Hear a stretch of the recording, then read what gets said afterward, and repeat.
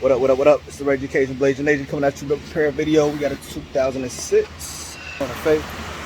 Replacing the AC compressor, which is this guy right here. So you're gonna have an electrical connector right here. Just squeeze on the tab. You got two lines, which are both 10 millimeters. This one right here. This one's a little further back. And you got two 12s here, two 12s here, and you got a belt.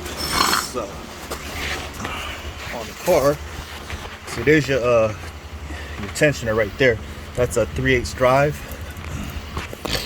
hole right there. So you want to put your 3/8 drive socket in there and then rotate it that way. The belt comes off.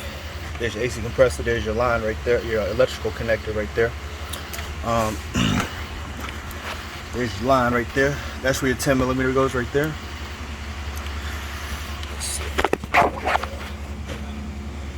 So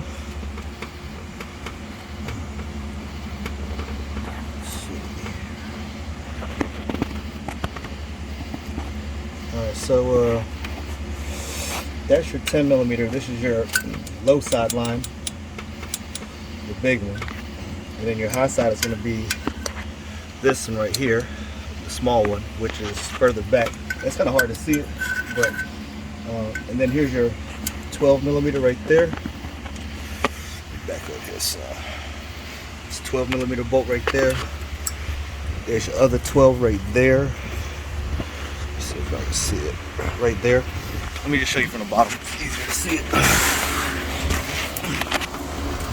So on the bottom, real easy to see. You got your two 12s right there, and you can really get everything from the bottom if you wanted to. There's your other 12 millimeters right there on the top. Let me see.